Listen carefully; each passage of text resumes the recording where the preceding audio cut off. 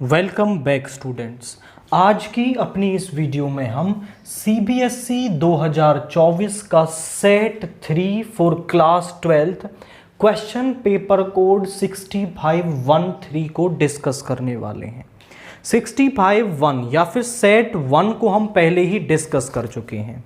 यहाँ इसके अंदर सेट 1 और सेट 3 में measure of the question same है।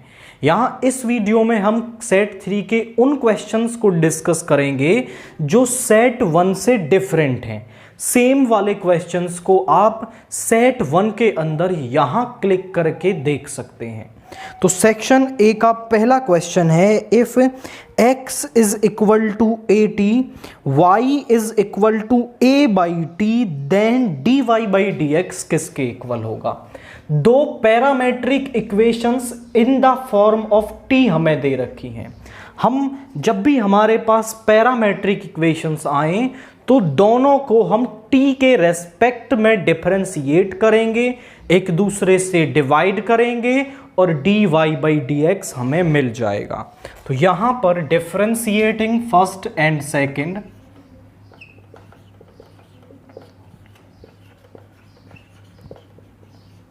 on both side with respect to t, तो यहां आ गया dx ओवर dt। a तो कांस्टेंट है, सेम रहेगा, t का हो गया 1। dy upon dt is equal to 1 upon T का होगा 1 अपॉन टी स्क्वेयर। इसको नाम दो 3, इसको नाम दो 4th। डिवाइडिंग 3 बाई 4th,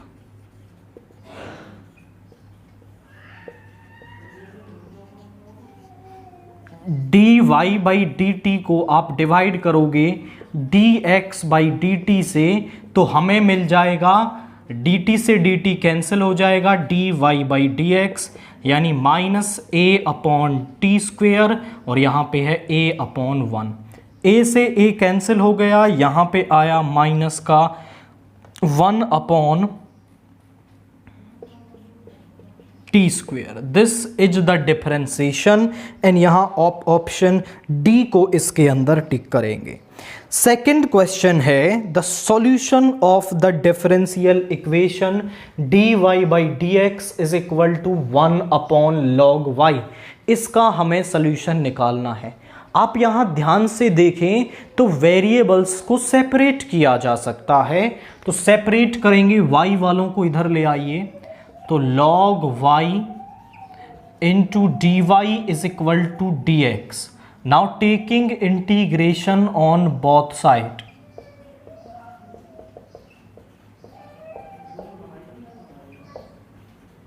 तो यहां पे आएगा log y into 1 dy is equal to 1 dx। अब यहां पर इसका हम करेंगे बाई पार्ट से। 1 को आप ऐसा लिख सकते हो y की पावर 0। y की पावर 0 मतलब ये क्या बन गया, एक एल्जेब्रिक फंक्शन बन गया। According to the rule of ILATE, यहां i होता है इनवर्स ट्रिग्नोमेट्रिक फंक्शंस, l होता है लॉगरिथम फंक्शन, a होता है एल्जेब्रिक फंक्शन, t होता है ट्रिग्नोमेट्रिक, e होता है एक्सपोनेंटियल। तो आप चेक करें कि l a से पहले आ रहा है, यानी कि ये फर्स्ट फंक्शन और ये सेकंड फंक्शन। तो अब इंटीग्रेटिंग बाय पार्ट्स,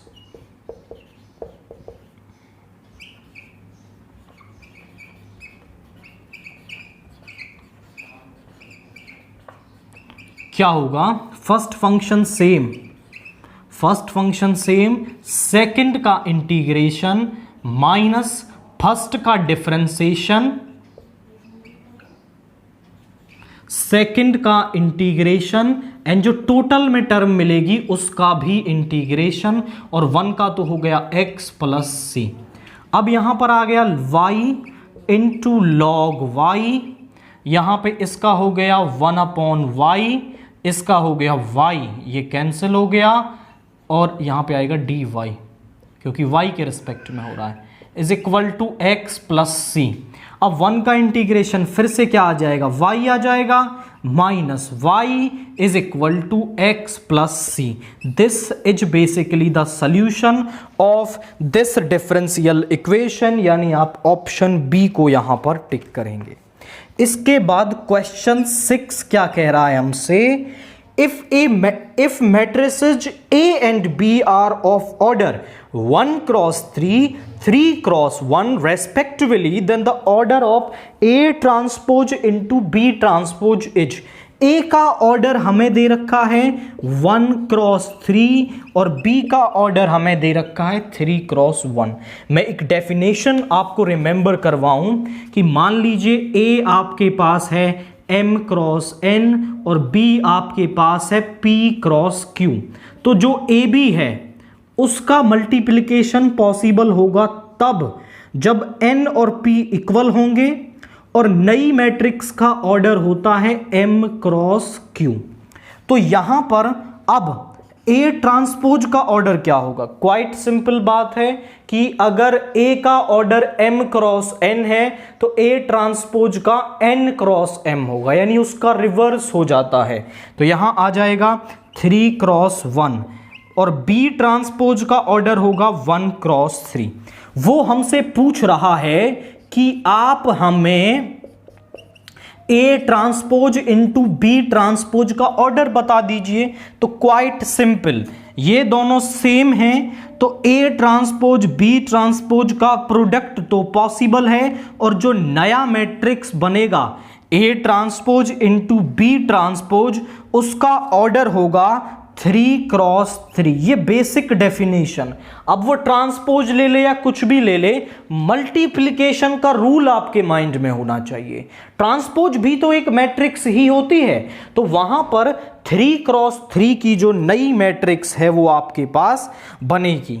इसके बाद क्वेश्चन 7 क्या है, ए इज द लेट एक आर रिलेशन है, R defined on a set of human beings.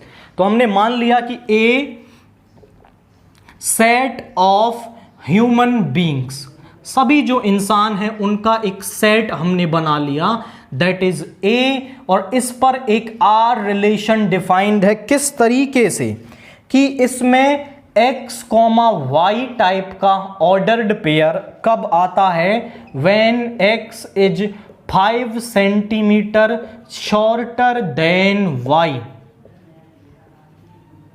मतलब जो पहले वाला एलिमेंट है वो दूसरे वाले एलिमेंट से 5 सेंटीमीटर शॉर्टर होना चाहिए, छोटा होना चाहिए। मतलब पहले वाले पर्सन की हाइट में अगर आप 5 सेंटीमीटर ऐड कर दें तो वो नेक्स्ट दूसरे वाले जो एलिमेंट है उसकी हाइट के इक्वल होना चाहिए। हमें ये चेक करना है कि ये रिफ्लेक्सिव, सिमेट्रिक, ट्रांजिटिव है या फिर नहीं है। तो हम 4 रिफ्लेक्सिव चेक करते हैं।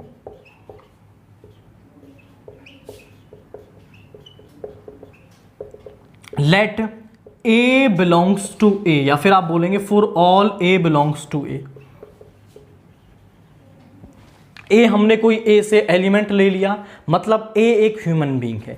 अब मान लीजिए मैं हूं, क्या मैं अपने आप से 5 सेंटीमीटर शॉर्टर हो सकता हूं? कोई भी नहीं हो सकता।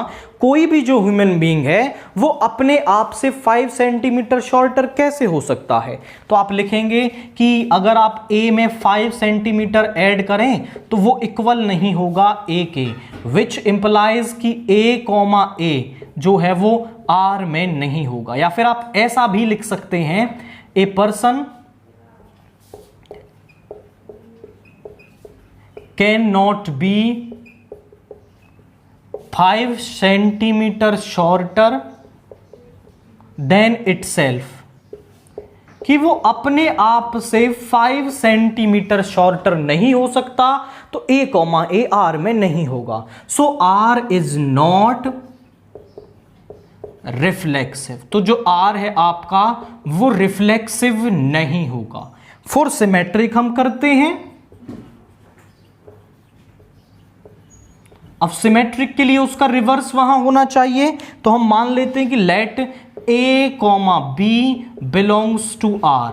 ए कॉमा बी के आर में होने का मतलब क्या है कि जो ए है वो बी से 5 सेंटीमीटर शॉर्टर है, विच इंप्लाइज कि a प्लस 5 करोगे तो b की हाइट आपको मिल जाएगी। तो यहां से अब जरा चेक करिए कि जो a है वो b से 5 सेंटीमीटर शॉर्टर है, तो क्या b तो बड़ा हो गया ना a से। जैसे हम कह रहे हैं कि ये a है, ये b है, ये 5 सेंटीमीटर बड़ा है इससे, तो b तो बड़ा हो गया। क्या अब b a से 5 सेंटीमीटर शॉर्टर हो सकता है? नहीं हो सकता, क्योंकि b तो पहले ही बड़ा हो गया। तो यहां पर आप लिखेंगे कि b plus 5 is not equal to a, या फिर आप बोलेंगे कि b is not 5 centimetre shorter than a, so r is not symmetric. तो जो r है आपका वो सिमेट्रिक नहीं होगा।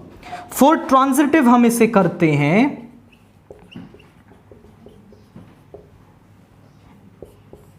Late a comma b belongs to r and b comma c belongs to r। हमने ये दो ऑर्डर्ड पेयर्स r के अंदर मान लिए। यदि a कॉमा c कंडीशन को सेटिस्फाई कर जाता है तो ट्रांजिटिव होगा। तो a कॉमा b r में होने का मतलब है कि a प्लस 5 जो है वो b के इक्वल है, a plus 5 is equal to b and b plus 5 is equal to c। अब यहां से जरा देखिए कि b की वैल्यू हम यहां रख दें तो c is equal to b के प्लेस पर a प्लस 5 आ जाएगा प्लस 5, यानी कि a plus 10 is equal to c। इसका मतलब है कि जो a है वो c से 10 सेंटीमीटर शॉर्टर है, मतलब ज्यादा है। हमें चाहिए था 5, ये 10 आ रहा है, बट रिलेशन में ऐसा नहीं होता है कि 5 10 काम चल जाएगा, नहीं, वो 5 कह रहा है तो 5 ही होना चाहिए, 6 वाला भी रिलेशन में नहीं होगा। मतलब क्या कह रहे हैं कि विच इंप्लाइज कि a plus 5 is not equal to c, क्योंकि वो 10 सेंटीमीटर शॉर्टर है। सो विच इंप्लाइज कि a कॉमा c जो है does not belongs to r, so r is not transitive. आप चेक करें कि ना तो वो रिफ्लेक्सिव आया, ना सिमेट्रिक आया, ना ट्रांजिटिव आया। दैट मींस आप ऑप्शन डी को टिक करेंगे, neither transitive nor symmetric nor reflexive. तीनों में से ये किसी भी टाइप का रिलेशन यहां पर नहीं है। क्वेश्चन 12 देखिए, if fx is a odd function, यानी कि fx एक ऑड फंक्शन है, तो ये इंटीग्रल किसके इक्वल होगा? fx ऑड होने का मतलब क्या है? कोई भी फंक्शन ऑड कब होता है कि अगर आप उसमें x के प्लेस पर माइनस एक्स रखोगे तो वो माइनस fx के इक्वल होगा। अब अगर वो ऑड है तो ऐसा होगा, और अगर चेक कर रहे हैं तो ऐसा होना चाहिए, वो तब ऑड होता है आपका जब लिमिट्स आपको -a टू a दे रखी हों। तो पूरे फंक्शन को हम चेक करते हैं कि वो एक इवन फंक्शन है या फिर ऑड फंक्शन है। तो इस पूरे फंक्शन को मैं नाम दे रहा हूं लेट gx। तो gx is equal to fx। अब मैं g के प्लेस x के प्लेस पर -x रखूंगा, तो यहां f ऑफ -x हो गया, यहां cos ऑफ -x हो गया, इसका क्यूब। अब क्योंकि ये हमें दे रखा है कि f ऑफ -x जो है वो -fx के इक्वल है, तो यहां से तो ये आ गया। अब cos माइनस थीटा किसके इक्वल होता है? cos माइनस थीटा इक्वल होता है cos थीटा के, तो ये तो हो गया cos क्यूब x, यानी कि g ऑफ -x जो है वो -gx के इक्वल आ गया। आप समझें कि x के प्लेस पर -x रखा और वहां कंप्लीट माइनस बाहर आ गया, यानी ये जो पूरा फंक्शन gx है वो एक ऑड फंक्शन है। तो आप लिखेंगे gx is a odd function. तो अगर आपके पास ऐसा केस हो कि -a to a fx dx 0 के इक्वल होता है इफ fx इज ऑड, ये जो अगर यहां फंक्शन दे रखा है वो ऑड हो जाए तो इसकी वैल्यू 0 होती है, और यहां पर क्या हो जाएगा, i इज इक्वल टू 0 हो जाएगा, बिकॉज यहां पर ये जो फंक्शन है उसको हमने ऑड अभी यहां पर चेक किया, ऑड है तो 0, आगे कोई कैलकुलेशन आपको नहीं करनी। डेफिनेट इंटीग्रल्स की ये प्रॉपर्टी आप यहां पर बता देंगे।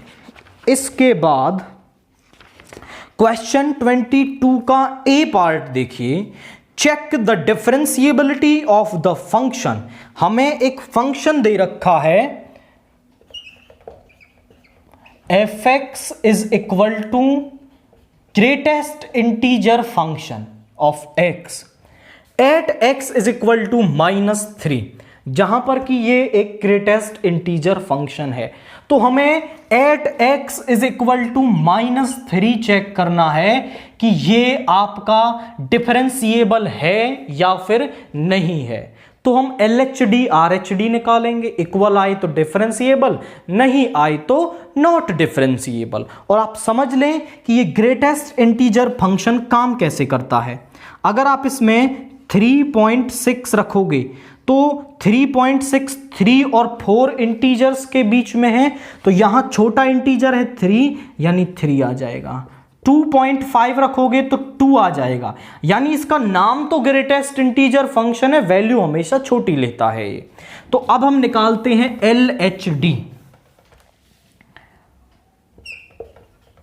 Limit x tends to -3 minus, और यहां पे आ जाएगा fx माइनस fa यानी f ऑफ -3, एंड यहां पे आ जाएगा x माइनस a क्या है हमारे पास -3। तो यहां पे आ गया limit x tends to -3 minus, okay -3 पर ही चेक करना है। तो यहां पे आ गया x -3 माइनस, यहां पे आ जाएगा माइनस, यहां तो x रहेगा और यहां पे -3 अपॉन x + 3। अब हम x को पुट करेंगे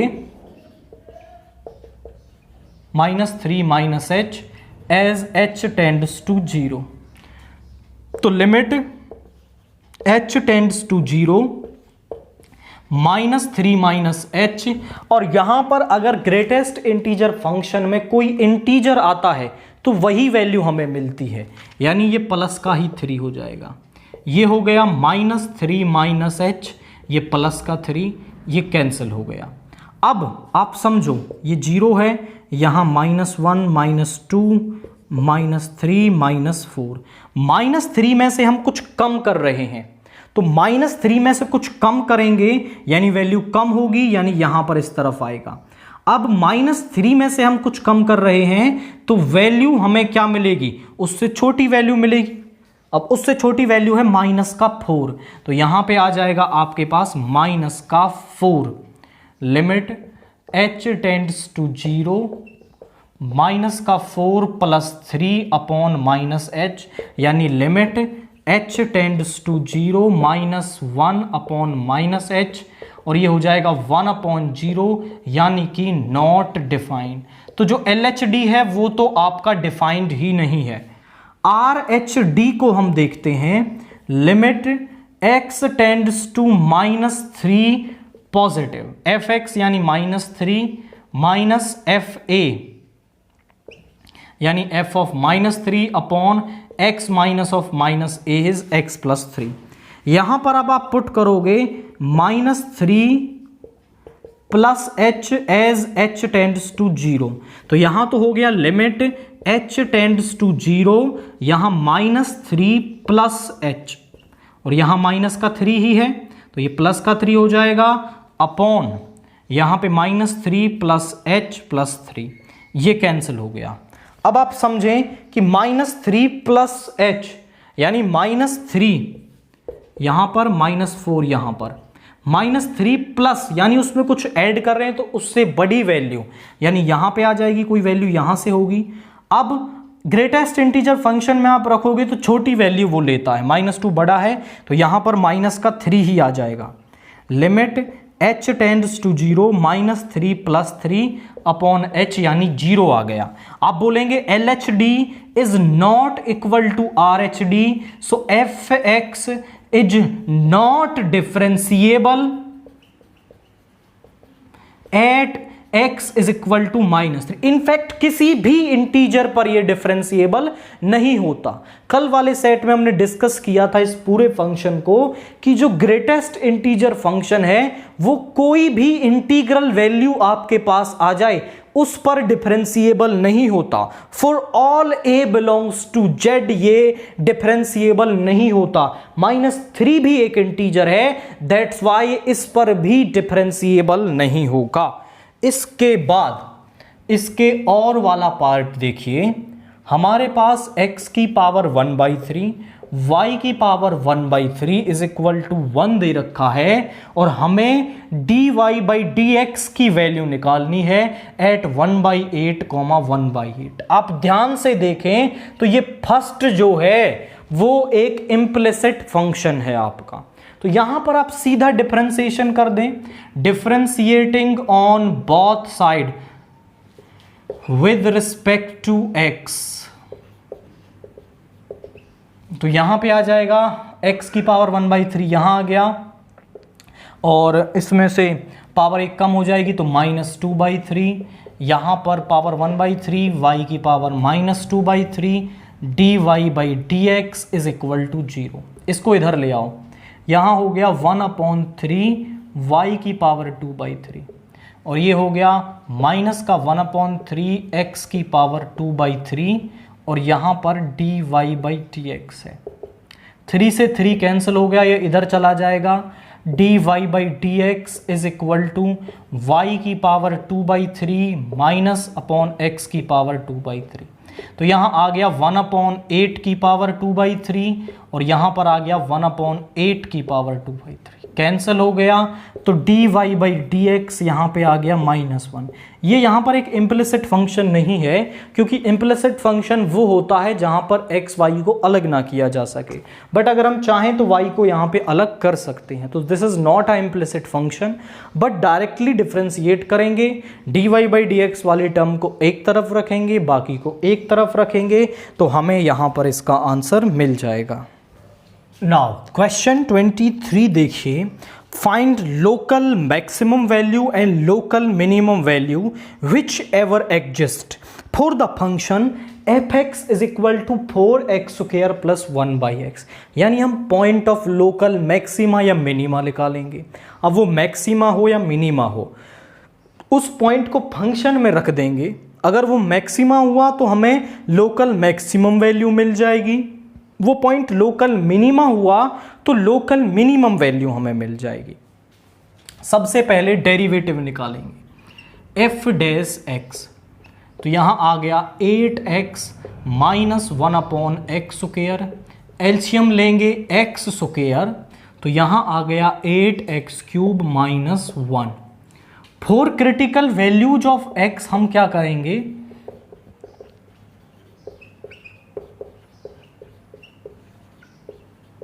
f' को 0 के इक्वल रख लेंगे, तो यहां से आएगा 8x³ minus 1/x² is equal to 0।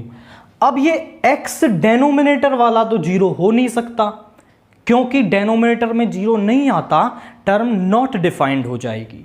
तो यहां से ये 8x³ minus 1 is equal to 0, 8x³ is equal to 1, तो x³ आ जाएगा 1/8 विच इंप्लाइज x आ गया 1/2। अब इस पर चेक करना है कि लोकल मैक्सिमा या लोकल मिनिमा, तो हम क्या करेंगे, हम यहां पर इसका डबल डेरिवेटिव कर देंगे, क्योंकि यहां डबल डेरिवेटिव से चेक किया जा सकता है। ये आ गया 8 + 2/x³, 8x is equal to 1/2। f' of 1/2 क्या आ जाएगा, 8 + 2/1/2 का क्यूब। डेफिनेटली एक पॉजिटिव वैल्यू आ रही है। अगर double derivative at the point positive है तो आप कहेंगे x is equal to 1/2 is local minima, ये क्या है आपका लोकल मिनीमा है। और अगर फंक्शन में आप इस पॉइंट को रखेंगे तो f 1/2 आ जाएगा, 4 × 1/2 का स्क्वायर 4 प्लस 1/1/2। 4 से 4 कैंसिल हो गया, ये 2 ऊपर आ जाएगा, this is 3 and 3 is our local minimum value. क्योंकि अगर पॉइंट लोकल मिनिमा है तो उसे आप फंक्शन में जब रखोगे तो जो वैल्यू आपके पास आएगी वो लोकल मिनिमम वैल्यू हमारे पास वहां पर होगी। क्वेश्चन 26 देखिए, solve the following linear programming problem graphically.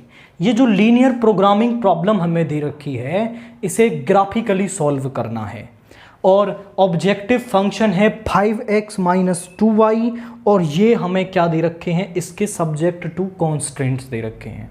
तो सबसे पहले तो हम सब्जेक्ट टू कॉन्स्ट्रेंट्स का ग्राफ बनाएंगे। Graph of x + 2y is equal to 120। Equation का ग्राफ बनेगा, ना कि इनइक्वालिटी का। तो आपको इक्वेशन लिख लेनी है, लाइन की इक्वेशन एक्स वाई। जब आप x को 0 रखेंगे तो y मिलेगा 60 और y को 0 रखोगे तो x मिलेगा 120। Graph of x + y is equal to 60।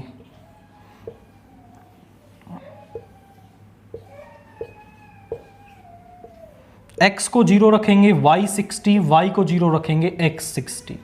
तो यहां पर एक और इक्वेशन बची, that is graph of x - 2y is equal to 0। तो यहां जब आप x को 0 रखोगे ना तो y भी क्या आएगा, 0 ही आएगा, यानी ओरिजिन से पास होने वाली है। बट हमें एक पॉइंट ओरिजिन के अलावा भी चाहिए, तो हम यहां पर x को ले लेते हैं 20। जब x को 20 लोगे तो y आ जाएगा 10। अब इनका ग्राफ बनाना पॉसिबल है तो हम इनका ग्राफ यहां पर बनाते हैं। This is x axis, -x, -y and यहां पर y।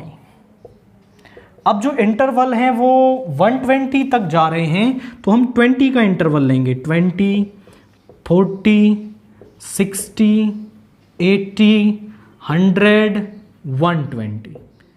20, 40, 60, 80, 100, 120।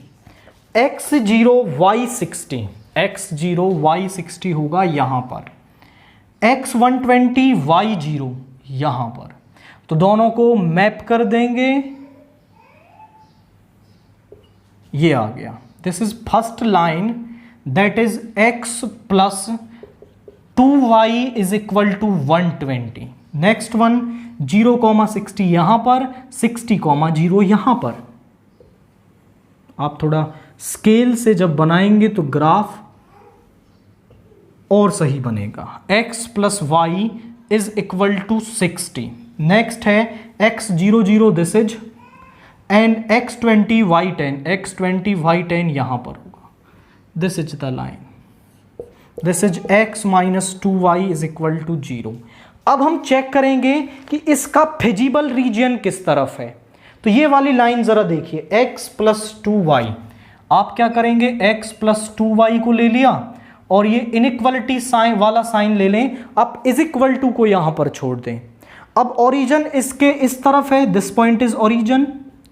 ओरिजिन को यहां सब्स्टिट्यूट कर दो, 0 + 0 is less than 20, 0 is less than 20। क्या ये बात सही है कि 0 120 से लेस होता है? डेफिनेटली ये सही है। तो इस लाइन का फिजिबल रीजन ओरिजिन की तरफ होगा।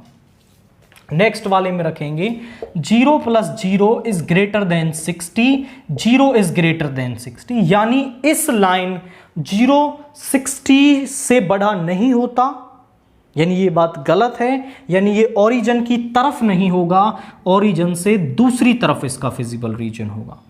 अब आप बोले सर ये तो ओरिजिन से ही पास हो रही है, ये तो ओरिजिन से पास हो रही है, तो फिर इसका हम कैसे करेंगे?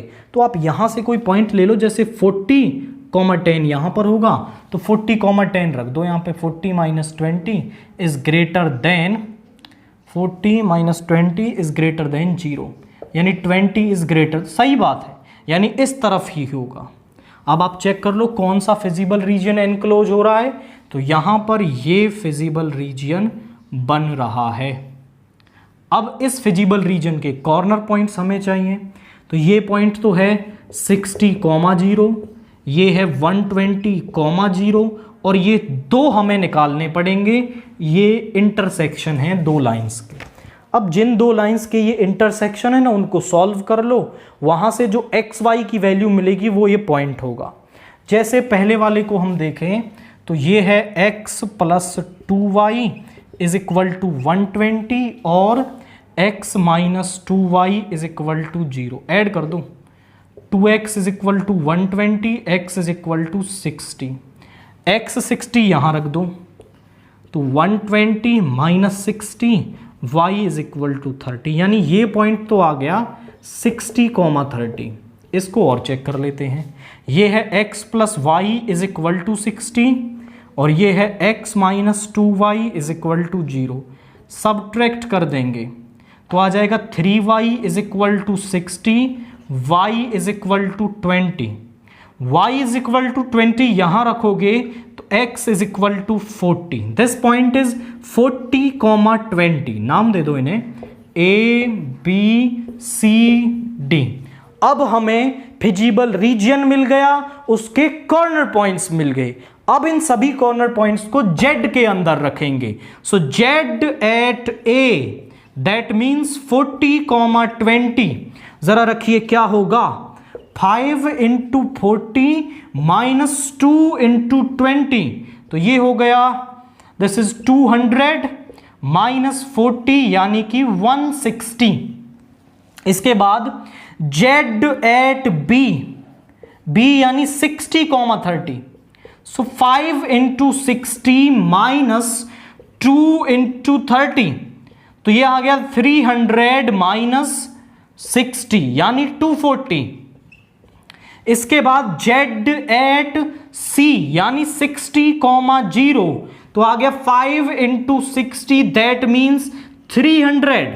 इसके बाद Z एट D यानी 120,0, 5 इंटू 120 इज 600। वो कह रहा है इस ऑब्जेक्टिव फंक्शन को मिनिमाइज कर दो, तो मिनिमम वैल्यू इसकी कहां आ रही है, Z is minimum at A, Z is minimum at x is equal to 40 and y is equal to 20 and its minimum value is 160 और इसकी जो मिनिमम वैल्यू है वो 160 हमारे पास होगी। तो कुछ नहीं करना होता, यहां पहले आप इन सभी का ग्राफ बनाएं, फिजिबल रीजन निकालें, फिजिबल रीजन के कॉर्नर पॉइंट्स निकालें एंड आफ्टर दैट जैसे ही आप उन कॉर्नर पॉइंट्स को Z के अंदर रखेंगे आपको वहां पर मैक्सिमम या मिनिमम पॉइंट जो है वो मिल जाएगा। क्वेश्चन 31 देखिए, the given differential equation is, इस डिफरेंशियल इक्वेशन को हमें सॉल्व करना होता है। जब भी हम डिफरेंशियल इक्वेशन को सॉल्व कर रहे हैं तो सबसे पहले हम चेक करते हैं कि वेरिएबल सेपरेट हो सकते हैं नहीं, तो डेफिनेटली वेरिएबल सेपरेट नहीं हो सकते। फिर होमोजीनियस चेक करते हैं, तो ये होमोजीनियस भी नहीं है क्योंकि जब हम y के प्लेस पर लैम्डा y रखेंगे तो वो वहां से नहीं निकलेगा lambda, so this is not a homogeneous equation, this is a linear differential equation. But linear का भी ये एक स्पेशल केस है। कैसे, इस dy को इधर ले आओ, इसको इधर ले आओ, dx upon dy is equal to tan inverse y minus x upon 1 plus y square. तो यहां आ गया minus x upon 1 plus y square plus tan inverse y upon 1 plus y square. इसको इधर ले आइए तो यहां आ गया dx over dy plus 1/1 plus y square into x is equal to tan inverse y upon 1 plus y square, इसको नाम दो फर्स्ट। अब तक जो जनरली डिफरेंशियल इक्वेशन लीनियर होती थी वो इस तरीके से हमारे पास होती थी, बट यहां ये इस फॉर्म की डिफरेंशियल इक्वेशन नहीं है। ये है आपकी कंपेयरिंग वन विद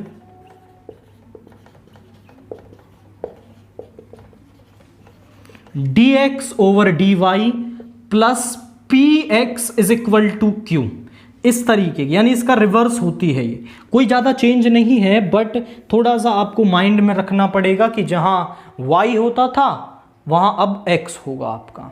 तो p हमारे पास किसके इक्वल आ गया, p is 1/1 plus y square, q आ गया tan inverse y upon 1 plus y square. Now integrating factor उसका क्या होता था, e की पावर p dx, तो अब यहां p dy होगा, e की power 1/1 plus y square dy। 1/1 plus y square का इंटीग्रेशन होता है tan inverse y, this is our integrating factor. हम बोलेंगे solution of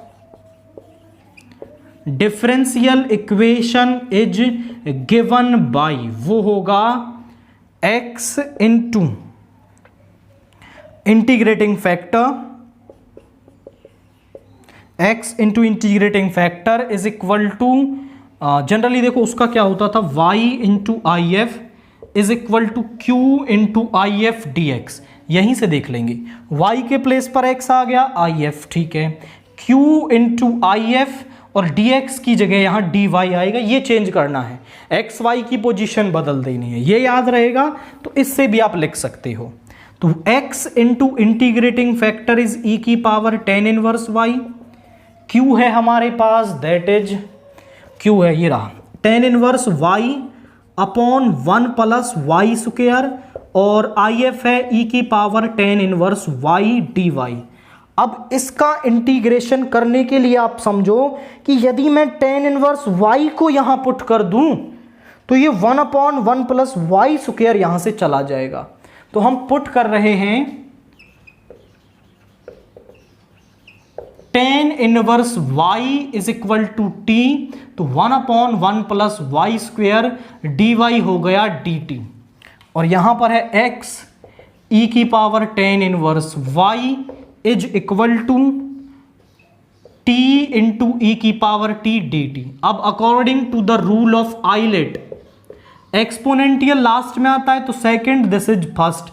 now integration by parts हम इसका करेंगे, तो यहां पे आएगा x इंटू ई की power tan inverse y is equal to first function same, second का इंटीग्रेशन माइनस फर्स्ट का डिफरेंशिएशन, सेकंड का इंटीग्रेशन, t इंटू ई की पावर t माइनस ई की पावर t का क्या होता है, e की power t plus c, x into e की पावर टेन इनवर्स y। तो यहां पे आ गया x इंटू ई की power tan inverse y is equal to t हमारे पास है tan inverse y into e की power tan inverse y minus e की power tan inverse y plus c, which is required general solution. यही क्या होगा हमारे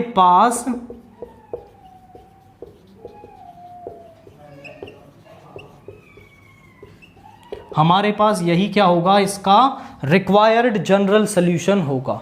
तो ये एक दूसरे टाइप की लीनियर डिफरेंशियल इक्वेशन थी, इसको भी हमने सॉल्व किया है। क्वेश्चन 32 देखिए, find the equation of a line L2 which is the mirror image of line L1 with respect to line L। यानी पहले इस स्टेटमेंट को आप समझें कि कोई लाइन L2 है, मान लीजिए ये लाइन L2 है, दिस इज L2, और ये मिरर इमेज है किसकी, L1 की, with respect to the line L। यानी जो लाइन L है वो एज अ मिरर काम कर रही है, और L1 की जो मिरर इमेज है वो L2 बन रही है। पहले तो आप अपने माइंड में ये क्लियर कर लें कि जैसे मैं हूँ, मिरर के सामने खड़ा हूँ, तो जो मेरी मिरर इमेज बनेगी, ये मिरर और इसके पीछे मेरी मिरर इमेज बनेगी, मैं, ये मिरर और मेरी मिरर इमेज तीनों आपस में पैरेलल होंगे। दूसरा पॉइंट कि जितनी डिस्टेंस पर मिरर से मैं हूं उतनी ही डिस्टेंस पर मेरी मिरर इमेज यहां पर बनेगी। यानी कि जैसे ये जो लाइन L1 है वो किस पॉइंट से पास हो रही है, ये इस P.163 से पास हो रही है, तो यहां इसे M मान लो, इसे Q मान लो। यानी जितना PM है ना उतना ही MQ है, क्योंकि जितनी इमेज पर यहां से ये है डिस्टेंस पर, उतनी ही डिस्टेंस पर इसकी इमेज यहां पर बनेगी। तो हमें लाइन L2 के, वो कह रहा है कि find the equation of the line L2, तो लाइन L2 की इक्वेशन हमें निकालनी है। L2 की इक्वेशन निकालने के लिए मुझे इसके drs चाहिए और इस पर एक पॉइंट चाहिए जिससे ये पास हो रही हो। अब क्योंकि drs तो तीनों के सेम है, वो इजीली मिल जाएंगे। सारा काम जो हम करेंगे वो इस Q पॉइंट को फाइंड करने के लिए करेंगे, और जैसे ही हमें Q मिल जाएगा हम इसकी इक्वेशन बता देंगे। हम यहां लिखते हैं drs ऑफ, सिंस आप लिख दें L1 is parallel to L is parallel to L2, so drs of three lines are, इन तीनों के जो drs हैं वो क्या हो गए, 1 2 3 तीनों के क्या हो गए, drs हो गए, क्योंकि because all three are parallel. इसके बाद इक्वेशन ऑफ L हमें क्या दे रखी है, x upon 1 is equal to y minus 1/2 z minus 2/3, इसको लैम्डा के इक्वल मान लिया।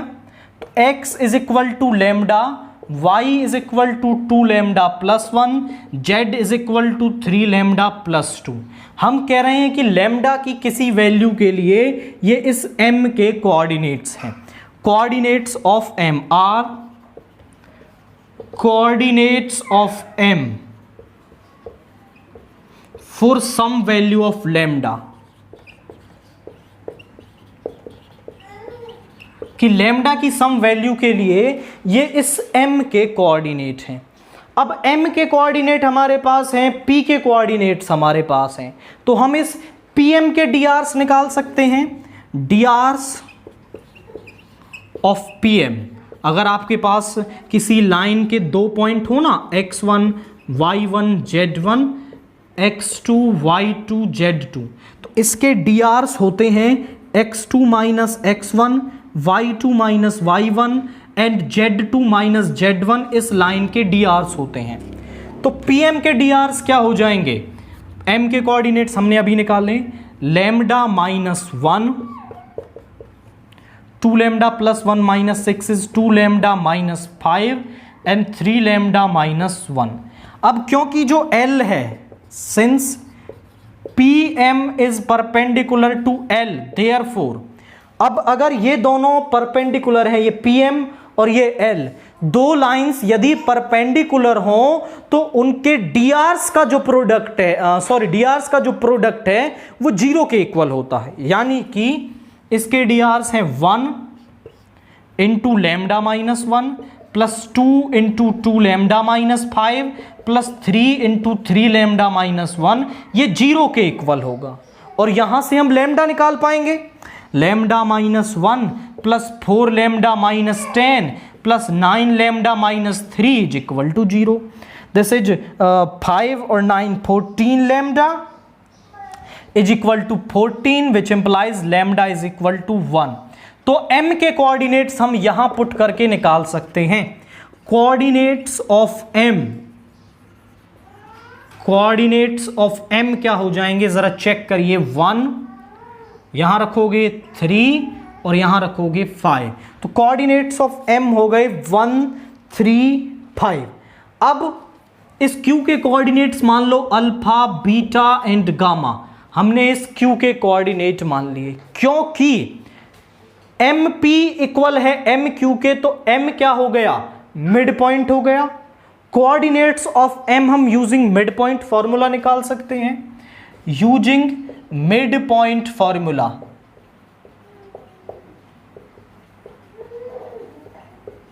कोऑर्डिनेट्स ऑफ m आर,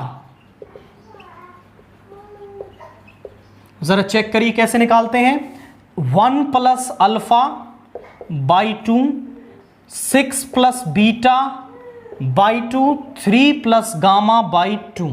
अब क्योंकि ये भी m के कोऑर्डिनेट्स हैं और ये भी m के कोऑर्डिनेट्स हैं, तो हम यहां पर इनको इक्वल रखेंगे। तो 1 प्लस अल्फा बाई 2 इक्वल होगा किसके? 1 के, यानी alpha plus 1 is 2 and alpha is equal to 1। यहां से बीटा प्लस 6 बाई 2 किसके इक्वल होगा? 3 के, यानी beta plus 6 is equal to 6 and beta is equal to 0। 3 plus gamma by 2 equal होगा किसके? 5 के, यानी gamma plus 3 is equal to 10 and gamma is equal to 7। तो Q के कोऑर्डिनेट्स आ गए 1 0 7। अब इस लाइन L2 पर एक पॉइंट हमें मिल गया और इसके डीआर्स भी हमारे पास हैं, तो अब हम L2 की इक्वेशन निकाल सकते हैं। हम बोलेंगे equation of L2, equation of L2 passing through किससे पास हो रही है? 1 0 7 से एंड हैविंग डीआर्स, और इसके जो डीआर्स हैं वो हमारे हैं इसके इक्वल, यानी 1 2 3 इज गिवन बाई, फॉर्मूला क्या होता है हमारे पास? वो होता है x minus x1 y minus y1 z minus z1 upon A B C क्या होते हैं? डायरेक्शन रेशियोज, और x1 y1 z1 वो पॉइंट है जिससे वो लाइन पास हो रही है। तो यहां पुट कर देंगे x minus 1 y minus 0 z minus 7 upon 1 2 3 and which is equivalent to x minus 1 upon 1 y by 2 and z minus 7 by 3। This is the required equation of the line L2 जो हमें यहां पर find out करनी थी। Approach क्या follow up हमने की? तीनों पैरेलल, तो तीनों के डीआर्स हमें मिल गए। फिर इसके बाद ये जो पॉइंट P था, यहां से एक परपेंडिकुलर हमने डाला और यहां से M के कोऑर्डिनेट L को यूज करके निकाल लिए। फिर जो आपका जितनी दूरी पर PM था उतनी पर Q है, तो मिड पॉइंट फॉर्मूला यूज करके M के कोऑर्डिनेट निकाले, एक यहां से निकाले, दोनों को इक्वल करके Q के कोऑर्डिनेट्स निकाल लिए, और फिर लाइन L2 पर एक पॉइंट हमें मिल गया जिससे वो पास हो रही है, प्लस उसके डीआर्स हमें मिल गए। फिर हमने उन्हें यहां इक्वेशन की फॉर्म में रखा और L2 की इक्वेशन हमें यहां पर मिल गई है। नाउ क्वेश्चन 34 का ए पार्ट देखिए। हमें I की वैल्यू ये दे रखी है। आप समझें कि यदि हम cos x को पुट करें तो ये sin x यहां से चला जाएगा, बट इस cos x को पुट करने के लिए नीचे cos x ही होना चाहिए। इस sin स्क्वायर x को हम cos स्क्वायर x में कन्वर्ट कर सकते हैं। कैसे? Because we know that sin square x जो है वो इक्वल होता है 1 माइनस cos स्क्वायर x के। तो यहां पुट कर देंगे तो ये बन जाएगा 3 cos x minus 2 sin x, और जब आप यहां इसे पुट करेंगे 5 minus 1 minus cos square x minus 4 cos x dx।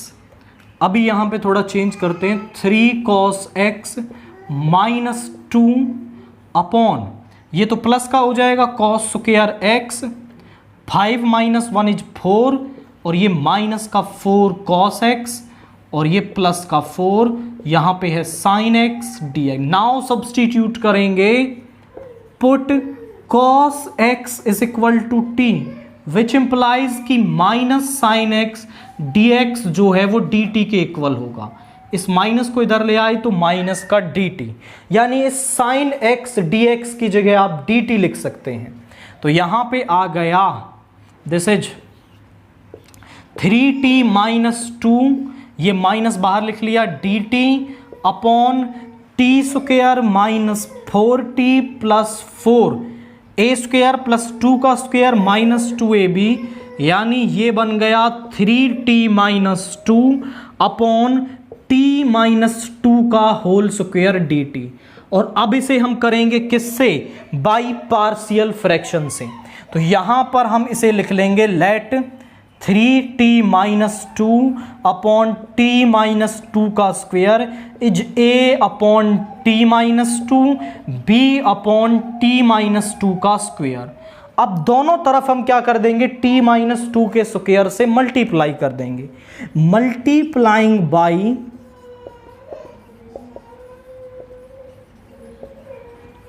t minus 2 का स्क्वायर ऑन बोथ साइड, तो यहां पे हो जाएगा 3t माइनस 2, यहां तो कैंसिल हो जाएगा, और जब इसके मल्टीप्लाई में ये टर्म आएगी तो एक पावर कैंसिल हो जाएगी, एंड यहां पे आ गया b।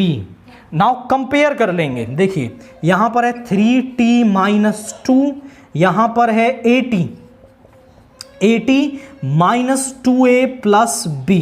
Comparing the coefficient of t and comparing the coefficient of t and constant term और t के coefficient को कंपेयर करेंगे, तो यहां t का coefficient है a और यहां पर है 3, यहां पे कांस्टेंट टर्म है माइनस 2a प्लस b और यहां पर है माइनस का 2, a की वैल्यू आई अभी 3, तो यहां पे हो गया माइनस का 6 plus b is equal to minus 2, इधर जाकर के ये माइनस 2 प्लस 6 यानी b की वैल्यू आ गई 4, दोनों मिल गए, a और b हमें मिल गए, यहां पुट कर लेते हैं।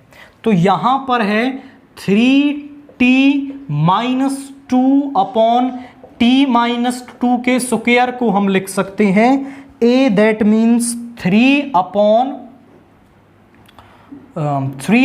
t minus 2 plus 4 upon t minus 2 का स्क्वायर, और इस t माइनस 2 के स्क्वायर को ऊपर ले जाएंगे, तो इसकी वैल्यू आप यहां पुट कर देंगे।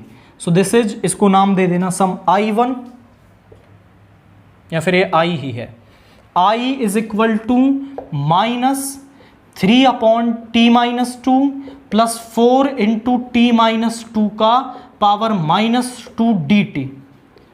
अभी यहां रखेंगे माइनस, तो ये हो जाएगा 3 log t माइनस 2, और यहां पे देखिए जरा लीनियर टर्म है, पावर माइनस 2 प्लस 1 क्या हो जाएगी? पावर माइनस 1 हो जाएगी,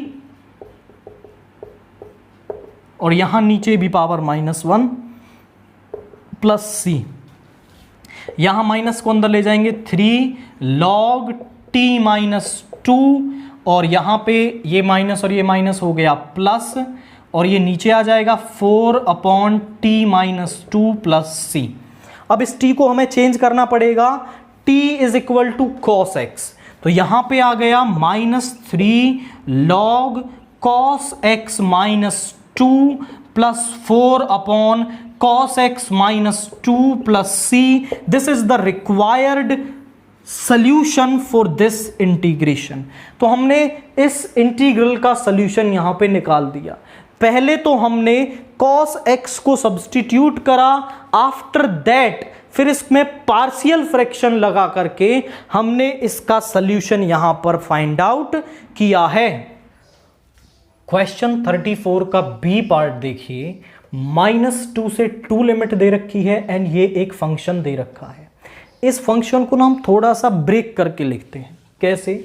मैं इसको ऐसा लिख सकता हूं, -2 से 2 एक्स क्यूब, और इसके अपॉन में ही पूरा आ जाएगा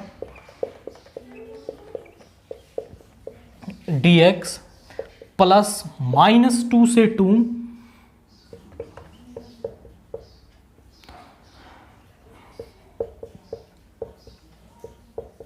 अब जरा चेक करिए कि इसको नाम दे रहे हैं हम I1, इसको नाम दे रहे हैं हम I2। अब इस I1 में जब भी हमारे पास -a टू a लिमिट आती है तो हम फंक्शन को चेक करते हैं कि वो इवन फंक्शन है या फिर ऑड फंक्शन है। तो इस I1 वाले को चेक करते हैं, इसको नाम दिया हमने fx is x cube upon x square plus 4 modulus of x plus 4। यहां पर हम x को -x रख देंगे तो -x का cube upon x minus x का स्क्वायर प्लस 4 ऑफ -x का मॉड्यूलस प्लस 4। यहां आ जाएगा ऊपर -x क्यूब और ये तो पॉजिटिव हो जाएगा, ये भी पॉजिटिव हो जाएगा, प्लस 4 यानी -fx। तो ये तो एक ऑड फंक्शन है। और जब हमारे पास ऐसा हो कि -a to a fx dx 0 के इक्वल होता है अगर वो एक ऑड फंक्शन है, इफ fx इज ऑड, तो ये तो 0 हो गया, इसको तो कुछ करने की ही जरूरत नहीं है। जो I1 है वो हमारा 0 के बराबर हो गया। इस I2 को चेक करते हैं। I2 वाले फंक्शन को बोल देते हैं gx is modulus of x plus 1 upon x square plus 4 modulus of x plus 4। g of -x रख देंगे यहां पर, तो -x का मॉड्यूलस प्लस 1 अपॉन -x का स्क्वायर प्लस 4 ऑफ -x का मॉड्यूलस प्लस 4। ये आ जाएगा modulus of x plus 1 upon x square plus 4 of modulus x plus 4 यानी कि gx। तो इज इवन, ये क्या है, इवन फंक्शन है। और जब हमारे पास फंक्शन इवन हो तो क्या होता है, 2 आगे आता है, लिमिट बनती है 0 से 2 और ये जो मॉड्यूलस x है ये x ओपन हो जाएगा। क्यों, मैं अभी बताता हूं आपको, जरा चेक करें ऐसा क्यों होगा। देखिए मॉड्यूलस का काम होता है अंदर से आ रही नेगेटिव वैल्यू को पॉजिटिव बनाना। आपकी लिमिट है 0 से 2। अब 0 और 2 के बीच में कोई ऐसा नेगेटिव नंबर है कि अंदर से नेगेटिव वैल्यू आएगी। मॉड्यूलस ऑफ x को हम माइनस ऑफ x में ब्रेक कर देते हैं अगर अंदर से कोई नेगेटिव वैल्यू आए ताकि वो ओवरऑल पॉजिटिव बन जाए।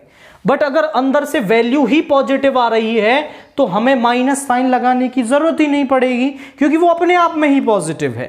तो अगर लिमिट 0 से 2 है, पॉजिटिव है, तो मॉड्यूलस x जो है वो x में ब्रेक हो जाएगा।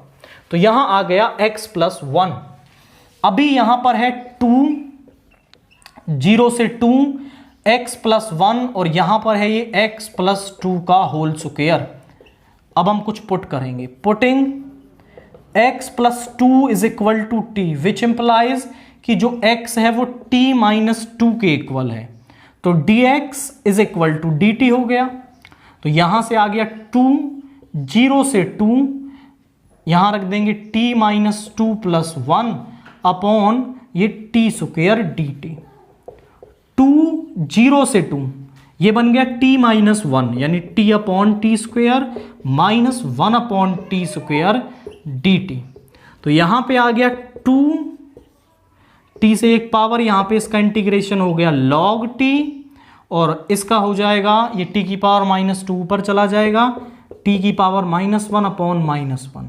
तो ये तो पॉजिटिव बन जाएगा 0 से 2 log t और ये 1 अपॉन t 0 से 2। अपर लिमिट को पुट करेंगे, दैट इज ओके। जब हम सब्स्टिट्यूशन कर रहे हैं तो लिमिट्स भी तो चेंज होंगी, तो यहां लिमिट्स को चेंज कर लेंगे। व्हेन x इज 0, जब x 0 है तो जो t है वो 2 हो जाएगा। व्हेन x इज 2 तो t हो जाएगा 4, यानी नई लिमिट्स बन गई 2 से 4, 2 से 4। ये भी ध्यान रखना आपको, नई लिमिट्स हैं 2 से 4। तो यहां 4 रखेंगे तो log 4 plus 1 upon 4 minus log 2 और प्लस का 1 अपॉन 2। यहां पे आ गया 2 तो सभी के बाहर है, log 4 minus log 2 plus 1 upon 4 minus 1 upon 2। log m minus n equal होता है log m बाई n के और 1/4 माइनस 1/2 होगा माइनस का 1/4। आप प्रॉपर्टी बता देंगे कि because log m minus log n equal होगा log m/n के। तो यहां से तो आ गया 2, ये बचा log 2 माइनस 1/4। इसको अंदर मल्टीप्लाई करेंगे तो ट्वाइस ऑफ log 2 माइनस 1/2, ये इसकी वैल्यू हमारे पास यहां पर आएगी। तो क्वाइट सिंपल ये टास्क था, बट थोड़ा सा आपको ट्रिकी वे में यहां सोचना पड़ेगा कि -a to a लिमिट दे रखी है, तो इसको भी ब्रेक करना पड़ेगा। अगर आप इसे ब्रेक नहीं करोगे ना तो इम्प्रॉपर फ्रैक्शन बन जाएगी, इम्प्रॉपर फ्रैक्शन बन जाएगी, क्योंकि x की पावर ऊपर ज्यादा है। फिर यहां इसको ऑड बना लिया, ये तो सिंपल 0 हो गया। और आप इसमें i की वैल्यू निकालोगे, क्योंकि हमें i की वैल्यू निकालनी है ना। तो i क्या था, i था हमारा i1 प्लस i2। अब ये तो 0 आया और ये आ गया 2 log 2 माइनस 1/2, यानी i आ गया 2 log 2 माइनस 1/2। सिंपल, क्योंकि i2 की ही वैल्यू मिली है, i1 तो 0 आ गया है। तो इस क्वेश्चन के साथ हमने सेट 3 के वो क्वेश्चंस कर लिए जो सेट 1 से डिफरेंट थे। इसके अलावा केस स्टडी और जो क्वेश्चंस बीच में हमने नहीं किए हैं वो हम सेट 1 वाली वीडियो में कवर कर चुके हैं, वहां आप उन्हें देख सकते हैं।